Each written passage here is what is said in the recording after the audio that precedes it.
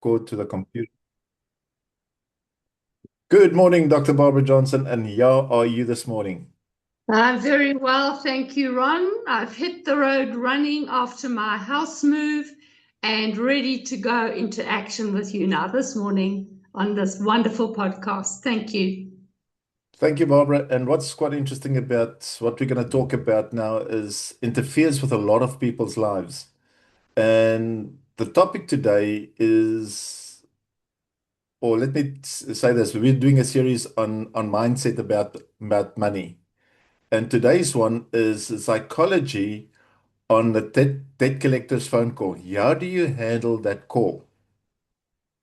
So before we go into it, let me tell you my story that consumers can understand what I went through, and they're also going through that they can understand the same pain. So let's go back to 1997. And I was approached to do a property development in Jazini to convert tribal land into a freehold property to raise a bond. And the first thing what I saw is I hit the jackpot, and all I saw was money. But I, I kept my mind and focused on the development, and we put money into the project, and we got bridging finance from the bank. And the date of registration, the bank pulled the plug and says, our investors is not happy where we investing the money, and that is 1997. And everything I had was tied up in this deal. And what actually happened is it took 2 or 3 months because I couldn't pay my accounts. And then I had those dreaded phone calls and the dreaded newsletters, not newsletters, the dreaded letters. And then being ignoring these letters, all of a sudden I get a knock on the door, and then it was a sheriff. And the panic stations sat in, and all of a sudden I get another letter from the sheriff that I had to appear in court, Magistrates Court, Pinetown, which they call Section 65. But in the journey, you feel depressed. Your communication goes through the window. Um, you don't feel like eating. You're worried about people taking your house away, taking your furniture away. It's what is my wife gonna say? What is my kids gonna say? So you got all of those things that we're going to discuss going forward.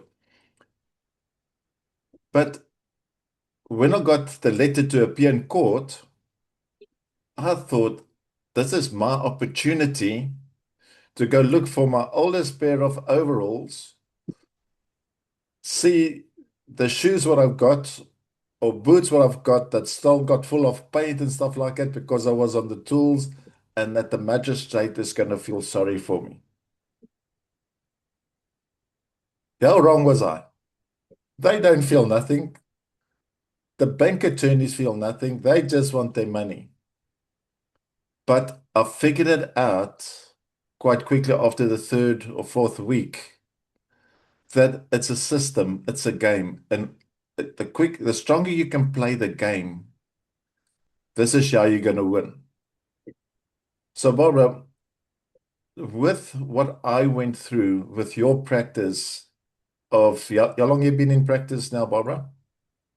So I have 50 years of lifelong learning in practice, practically sharing with clients and others, 24 years now.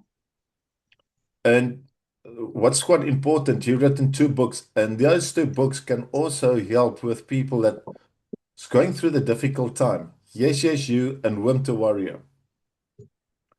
And the pain that the person goes through, what you've been working with of feeling insecure, feeling like a failure. Yeah, what would you say to a person that's going through this emotions? Well, first of all, money is a very emotional topic. It impacts everything. And the way we have been brought up, the system of the world operates from the core life energy of money. And if we are not with money, we are defeated. If we are with money, we are greatly successful. So money is a highly triggering situation. Money is an identity. Here is the thing, Ron. Money comes and it goes like the wave of the ocean, in and out. Money is always in a process of action, of movement. It's either in our favor or not in our favor. And when it is not in our favor, it takes a toll on all of us at many, many levels. My book, Wimp to Warrior, speaks about the levels, the many, many dimensions that we have within ourselves. The 8 dimensions. The 8 dimensions is inclusive of money because it is such a powerful, impacting process within ourselves. The piece that I believe that is the most important for all of us is we all have the web and the flow, the ebb and the flow, that is, of the ocean, in and out. We all have that right through our lives. And it's usually very inconvenient when it pulls away. And sometimes we don't always know gratitude as much as we should do when we have the ebb in our favor. What is the stabilizing situation then? What keeps us in a place of humility and stability, of sustainability? And that is understanding self from the inside out, taking a look at the 8 dimensions of life. The 8 dimensions, which looks like this in my book, is a life plan, is a map for who we are as a full, balanced, integrated human being. That is the starting point, Ron. Okay, then the second point, what I've found, especially through the journey, I was withdrawn, okay, which then lacks communication. How would you handle that with the average person that's going through the difficulty of debt, of lack of communication? How would you handle a person like that? Say, listen, there is life after debt. Just focus on communicating and start paying yourself first. What would you tell that person in his own emotion how to break through that threshold? For me, the most important piece, and this comes out of this book, Yes, Yes, You, is journaling. First, communication is with self, Ron. We have got to understand what's happening within ourselves. Lashing out at the dog, lashing out at the wife or the children or whoever comes to your front door is not the answer. The answer is to be honest and centered and held in a place of stability within yourself. Journaling is an ideal tool to use. One of my 10 stepping stones in the book. Journaling is a place where the subconscious mind comes to the conscious mind. That is where you can see the belief systems that we hold, the conditioning that we hold, the thinking that we hold.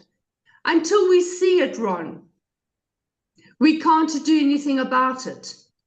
When we see it, the lights go on. The communication becomes clearer.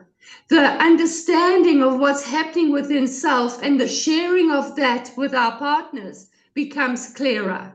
The ability to be a full human being, even in a time when the wave is moving outwards, that is part of what we're learning to grow into, because it is, ironically, the place of the uncomfortable that we grow the most. Because if it's not uncomfortable, and debt is very uncomfortable, If we're not uncomfortable, we're not going to think differently. We're going to continue to do same old, same old. Debt pulls us in and says, okay, what can we do now about this? What is your job now? What can you change? One little step at a time. What can you do different so you can get different results? And it's quite interesting what you said there is because, if we don't communicate with ourselves, the first, like, communicate with yourself, then communicate to your family. Sit down with your family. And the biggest problem is people don't do budgets. And I was one of them.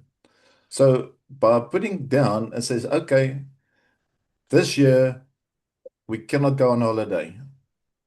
Daddy cannot buy you a birthday present, but I'll make it up. Be honest to yourself and be honest to your family, which I think is the key here. Because what you're going to do is you're going to look for monies at the cash loan company to pay for those school fees. You're going to pay for this, and I see it on a regular basis. I mean, just on that, if you look at the tweet under the National Regulators Credit Bureau monitoring report, there's 28 million um, consumers that's on the bureau, of which nearly 11 million is listed on the bureau. And what's the sad part is the average consumer sits with nearly 9 accounts, not families, 9 accounts. Now, what they're doing is they paying Peter to pay Paul, and that just becomes a vicious circle. And at the Mm. end of the day, they get stuck in this circle of what can I do if a debt collector phones me? Now, we've touched base on starting with self, but before we're going to go in, how to handle that call from the outside and do the reverse psychology against the debt collector that you can win at the end of the day. Not win to not paying your accounts, win that you're taking control of the communication and the situation. So what I would like to do, Barbara, is I'd just like to share my screen on the code of conduct. Can you see my screen there, Barbara? Yes, I can. Okay, I'm not opening the whole thing. I'm just going to go through a couple of pointers that consumers needs to know, and you can go download this on the Council for Debt Collectors. And a couple of pointers. Um, as a misrepresent true nature of his or her business or threaten to institute legal proceedings, whether civil or criminal, if there is no intention to carry out such threat. So a debt collector cannot threaten you. Now, bear in mind, you've got two different debt collecting mechanisms. You've got the Council for Debt Collectors and you've got the law firms. They got two different rules. This one is purely speaking about the debt collector. That attorneys is basically working for the credit provider and they can act as the credit provider because they've got the mandate. A debt collector is basically a third party and their rules is totally different than the law of an attorney. So if you look at point E, it says use obscene, defamatory, and threatening language when communicating with the debtor. So what I'm saying is, if you go through, there's a couple of steps in the Council for Debt Collectors Code of Conduct that they cannot threaten you. They cannot come to your house and say, I'm going to take your furniture. That becomes unlawfulness. So Mm. so this is important that if a person gets threatened, you can go in and I will put in the link below where they can find it and as well as the complaint form against that debt collecting company. So those are things that consumers needs to be aware of. So here comes the curveball, which I've figured out. So when I went through the difficulty, I started to realize I done my homework and this is where I found all of this and that's why I become passionate on other people's debt. So when I read the code of conduct, And when the National Credit Act came in, I started to understand the National Credit Act. So now I combined the two different acts to assist me when somebody phones. And the third act, which I forgot to speak about, is the POPI Act, Protection of Personal Information, as well as the Consumer Protection Act. So I'm just using those four acts at the moment. So a debt collector will phone me. And the first thing I'll say to anybody, if you see a private number on your phone and you know that's a debt collector phoning you, the first thing you have to do is answer the phone. And the reason why you need to answer the phone, it will stop legal action taking place. It just prolongs the legal action, Okay. but create communication. Yes. So the first thing what you do is, and this works quite nicely, and I will say to the person on the other side, "Good morning, I was expecting your call. How's your day today?" All of a sudden, being nice to them, they already a foot back or step back. Is this Ron speaking? I says, "Who wants to know?" "No, I'm so and so from a debt collecting company." "Great. Then they'll ask me, "Can I do some security questions?" I says, "No, because I don't know who you are. But do you mind if I ask you the security questions?"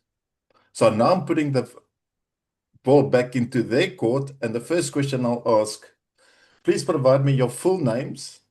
But before we carry on, do you mind if I put my cell phone on voice recording? I would like to use this as evidence if you're going to take legal action." And all of a sudden, they will put down the phone.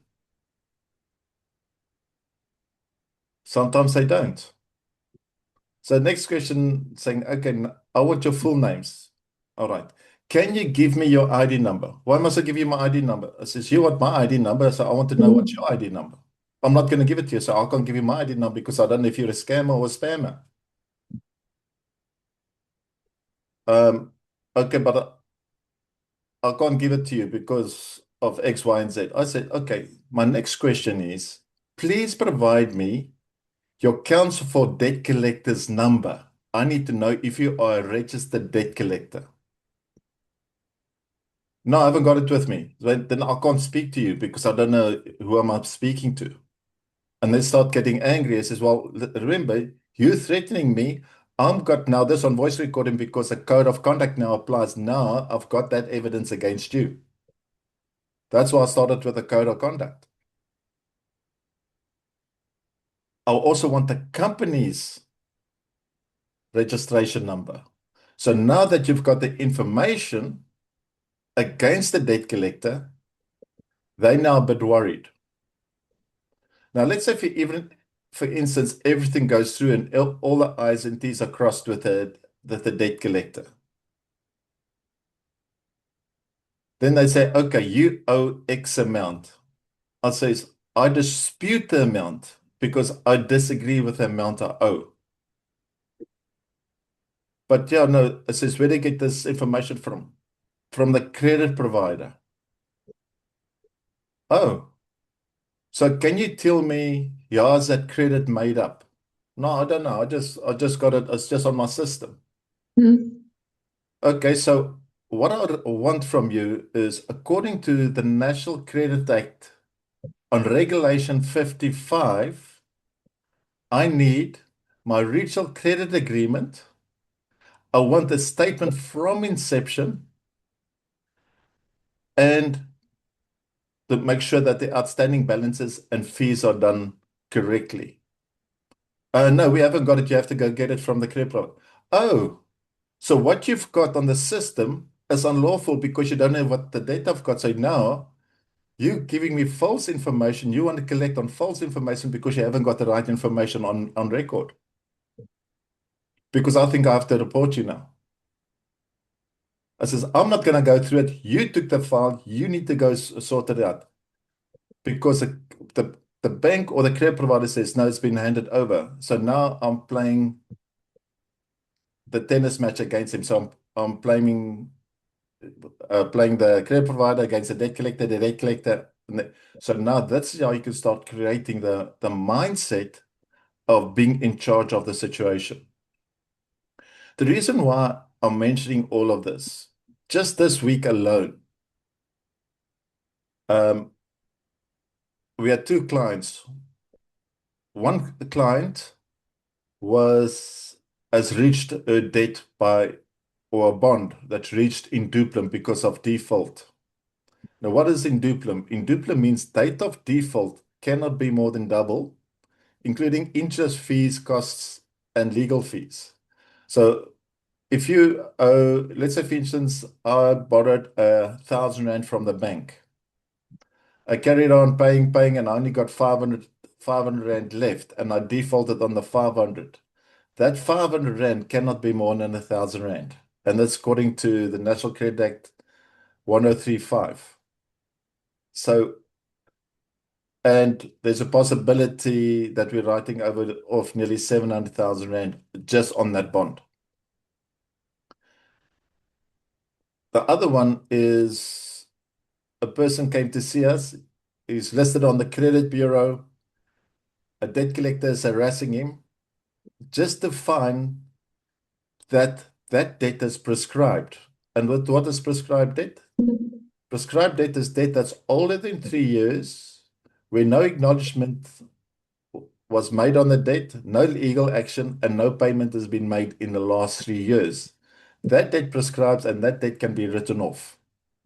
So just alone, I think we wrote off 4 prescription debts of a value of nearly 120,000 rand, and we're busy qualifying him for a home loan. Hmm. This is where the strength of communication comes in. So by taking control of the situation with a debt collector, by asking, please provide me your counsel for debt collector's number. I've got you on voice recording and I need all my original contracts. All of a sudden, you're now in control because maybe you don't even owe so much. I mean, I'm going to use another example of I've got a particular bank on a home loan that the insurance premiums at the moment is more than the bond installment because of the life assurance on there with a 15% escalation clause, and the bank wants to foreclose because of the insurance portion. People don't know that. Or you're sitting with a microlender who runs a credit life. He's defaulted, but they're still running the credit life on top of that with interest on interest on interest. 106 of the National Credit Act applies. So those are a lot of things where wrong information was given. I'll give you another story. I'm one of those stupid people, Barbara. You know, because that is my passion, which is a total different what people don't see. And a certain clothing retailer I took credit from, and that was a small amount. So it's like a mechanic. I want to know if a car, if I take the spark plug out or I take this out, will the car still go?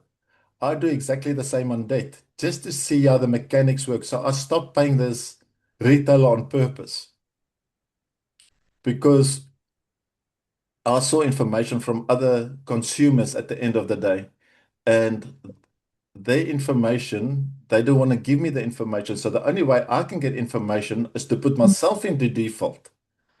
And then I tested it. And I stopped paying. They were charging me SMSs. They were charging me, I think, 50 cents an SMS and 20 Rand for an email. And then they take that account and hand it over to a debt collector. So there's third-party fees and sharing of fees, which is unlawful.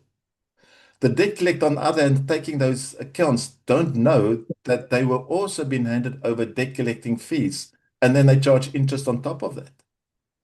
These are things that people need to know. This retailer came back to me after I exposed everything. He says, we're sorry, we're writing the account off because the agents that we're dealing with is not computer literate. And I've got that on hard copy. So yes, Barbara, so the first thing to close here with what we're speaking about, number one is what you said. Start communicating with yourself. Communicate with your family. Start journaling. And in the journaling, have 4 different color pens. One about your debt, one about your budget, one about your goals. Put it together with your family and see what is the best option for you who's in financial difficulty. Do not just get harassed by the debt collector, but take control of the conversation going forward. Barbara, so telling you the stories and what I explained, what advice would you give to consumers of what we just discussed? Well, I would advise consumers to understand that this is a process. You use the word game, and it is a game. The thing is, if we make it visual in our diary, in our journal, up on the wall, we can track it, we can see it, we can acknowledge it, we can do it, and we can celebrate it. My process is a 4-part process. It's a circle cut in 4. The first part is the understanding of what it is that we're actually dealing with, the awareness of it, the planning for it, the action for it, the celebration for it. The process in itself can be elevating rather than depressing if we take ownership of it. Ron, when we know exactly what it is we owe, when we understand we have a tracking process, when we can tick the boxes of actual actions, we can celebrate on a day-by-day basis rather than just maybe never at the end. The process itself is a learning process. The process itself is a growing process for the individual. How do I get to see it? How do I get to manage it? How do I get to hold myself accountable and be delighted with all the small movements forward? Ron, it takes small movements. It does not all come in at one time. When we have the money that we need to tick a box that we have done something that we said we would do, being in agreement with the other party, being in agreement with ourselves, being able to take ownership and openly communicate with our families as to what we have actually managed to do, that is when we feel we're okay. We feel this is a process that too shall pass. We get to feel a lightened heart because, Ron, when we are in misery, our brain shuts off. We cannot think. We cannot do. We get stuck in conditioning. We get stuck in old belief systems. We go to I can't instead of, well, this is what I can do. What I can do is A, B, and C. I have done A and I've done C and now it's for B. And B, well, this is the action I'm going to take. That is empowering. That is making us a human being that is accountable, having ownership, taking responsibility. 100%, Barbara. So, as you rightfully said, you have to be uncomfortable to be comfortable. And I just showed with that uncomfortable call, I made it now comfortable. Because my slogan is there is life after death. But now let's say, for instance, you got this sorted out. Reward yourself and reward your family, even if it's our ice cream. even if it's a hamburger, because you have to pay yourself first going forward. And that's how you start winning small wins to create bigger wins. And this is, at the end of the day, power is knowledge. You've got the power, create the knowledge, and take control of the situation. Because at the end of the day, the debt collector's only got a job to do. He's only got a script to write. He cannot see further than a computer. He was being taught like a parrot. Just Mm. look there. Because now you've came out of the script and you converted the situation in something different, which they're not trained on, confuses the issue. That's when you start taking control. That's when you start winning. And at the end of the day, just be yourself. Pay yourself first again. So on that note, Barbara, thank you for a great meeting. And let's see. Okay, sorry, what I forgot. Our topic next week, Wednesday at same time, is uh, needs and wants. We need to understand the difference between needs and wants and the psychology between needs and wants. So remember to tune in next week, Wednesday. And Barbara, thanks a lot. Cheers.